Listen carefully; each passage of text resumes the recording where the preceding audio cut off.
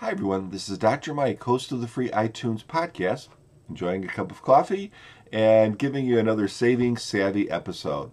This is the third in a three-part series on the QX100 module. This is a little module that mounts to your Android or your iOS phone. It has the internal workings of an RX100 II Sony camera, which is a very high quality compact camera.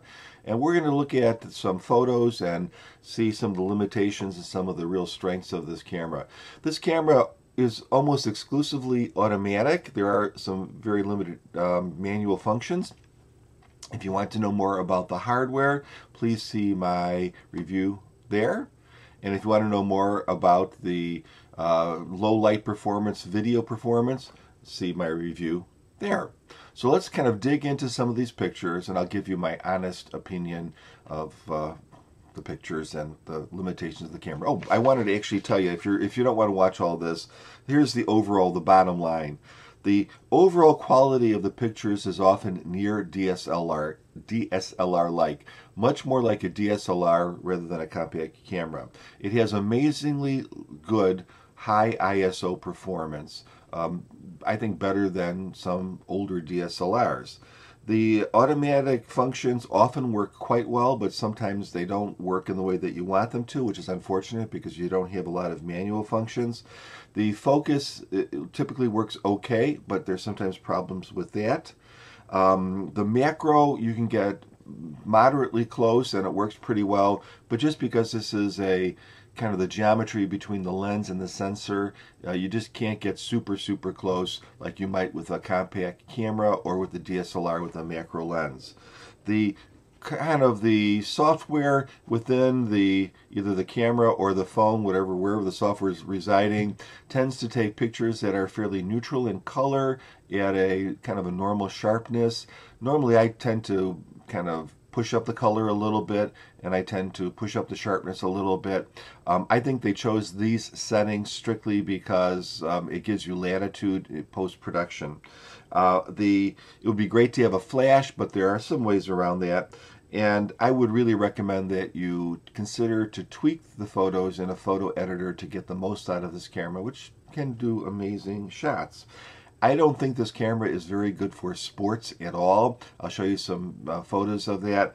And the one problem, the main problem with the connection, at least between this camera and my iPhone 5, which is running iOS 7, is that the camera would just often freeze, or I'd have to abort the program and restart it. So that needs to be fixed by Sony, probably in the app, and really without that the camera is extremely frustrating. So with that the camera is okay.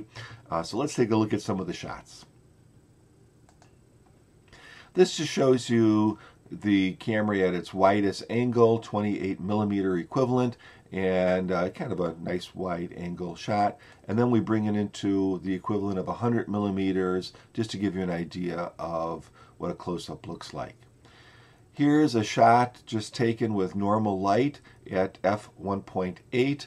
This was at 1/30th of a second. I can get a little shaky, so the fact that this is so sharp is a testimony to the optical image stabilization within the camera. Here's another shot, and this looks perfectly fine. The amazing thing is this is at an ISO of 3200, and so you really don't see a lot of objectionable noise, and even when you zoom in to 100%, you see some noise, but it's really not bad at all. A little bit of smearing, but honestly pretty darn good. This is a picture of my son done in very low light in a dark corner of the house.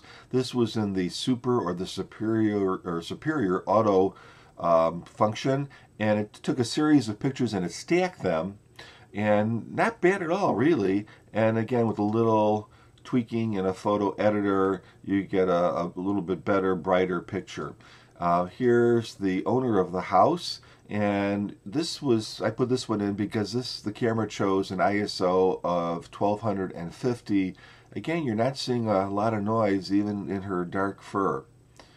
Here we go to a close-up. I don't know if you'd call this a macro or not. but you can't get too close with this camera, but you can get pretty darn close and still get a pretty sharp shot. Here's another close-up. This one was done in aperture priority at an f of 1.8, 1/30th of a second, and the L's nice and sharp, and then it kind of fades off as you would expect at that aperture.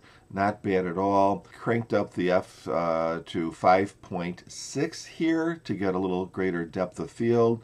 This was shot also, at 1/30th of a second, but this was an ISO of 1600. Again, pretty clear, not a lot of noise, even as it drifts off into the black there. I wanted to test the camera's backlighting function, and so here's a picture of my daughter, and the window was extremely bright, and the camera correctly chose to focus its exposure on her rather and overexpose the window, so that was pretty awesome. And here I actually had her lean into the window, which would make it even more difficult, and the camera did a reasonable job. Now, I think if we had a flash, we'd get a better result, but really, that's pretty good software there. Here's just a picture in shade, again, kind of really giving you those tones that you would expect with a DSLR. And here's a difficult shot. She had extreme backlighting from above and to the back. Now, she was blocked by that bridge in the back, but there was still a lot of backlighting. Camera did a great job focusing on her and correctly exposing her. Now, here it kind of flubbed. The camera supposedly has face detection, but it chose to focus on that orange barrier up front rather than on her face, and so she's out of focus. And here again, despite the fact that I was touching the back of the screen and trying to focus on the flower, it chose to focus on that little dead bud to the bottom right. On a second try, it got it just fine, so don't know what that was all about.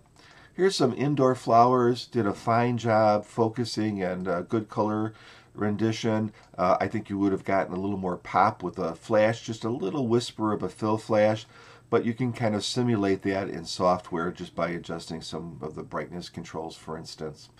Here I'm trying to do a moderate close-up on the flowers. Could not get it to focus even though there's a lot of contrast, and even though I was a couple of feet away and using the zoom. When I zoom out, everything's nice and focused, no problem, and even 100% crop of that particular picture shows that everything's nicely in focus. Here's just a house with a lot of straight lines. You don't see a lot of distortion, like barrel distortion or pincushion distortion here. I think that's probably corrected in software, but it did a very nice job. And this picture doesn't look like much until you look at the 100% crop, and you can just see that the camera really can deliver a lot of detail in situations where it has adequate light. I wanted to see if it could figure out scenes, because you again can't select scenes and you can't control shutter speed. So it did a pretty good job of my daughter running, but I noticed this in quite a few shots. It tends to underexpose a bit. Again, very correctable in software. Here again we have this random bicyclist on a local bike path, and it was able to freeze her pretty well. The shutter speed here is 1/500th of a second. But then another attempt here, everything's out of focus. This is at 1/320th of a second. So that's enough to freeze this type of image. But I just think the camera didn't know where to focus, or didn't focus. Let's get into some sports shots. So this is a night game, local football, high school football. It's not an awesome picture, but it's usable with these static images. If I would zoom in more on the football players, you'd see they were a bit out of focus because they were moving. And it chose to use a shutter speed of 1/8 of a second for some reason. Now here we go into an action shot, and this is where everything blows apart. This was an ISO of 800 and f/4.9, and it chose 1/20th of a second, even though the field was running. It's kind of an interesting shot, but it certainly isn't the shot that I wanted to take. It didn't freeze the action.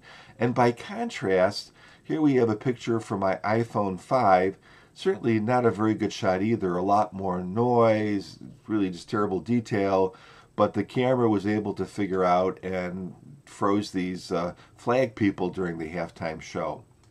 In good light, we get great detail, as we see in this photo here. I love taking pictures of this old train bridge. I don't think this is really called a trestle. I'll just call it a train bridge. It's so beat up. It's kind of by my house.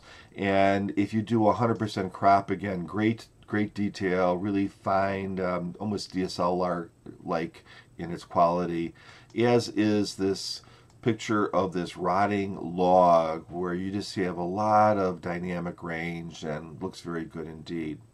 Because you can't control the picture in automatic settings, you sometimes wonder what it's going to do, and here it shows an f of 5.6. Now it does have an aperture priority mode, but I was just using the automatic functions here, which means that that railing kind of blurs out in the distance, but for some reason this was perfectly sharp. It shows f8 and the image is sharp all the way to the end.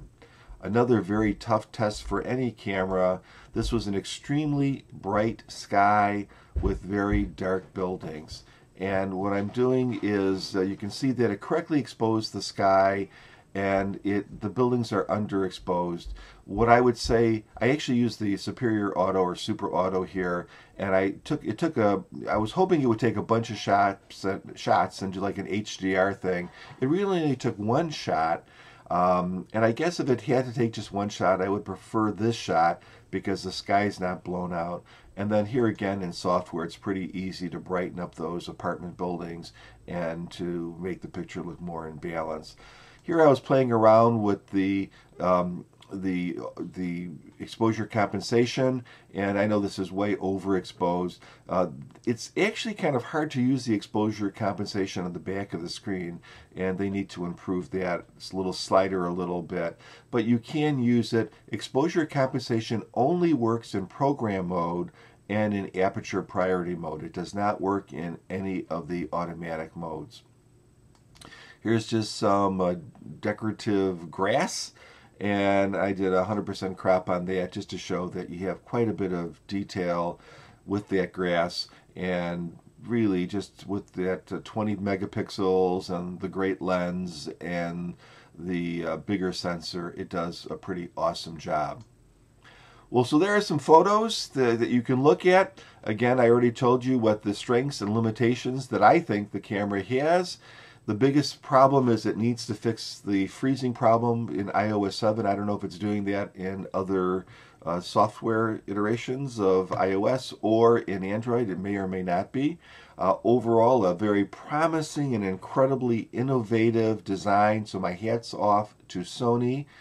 What they need to do is they need to fix that freezing, and they need to give us back either some specific scene modes that we can choose ourselves, or even better, some manual functioning. Take care, and if you have some time, please give my podcast a listen. It's called Psychiatric Secrets Revealed with Dr. Mike. It's on iTunes and in other podcast catching sites. And have a wonderful day. Bye.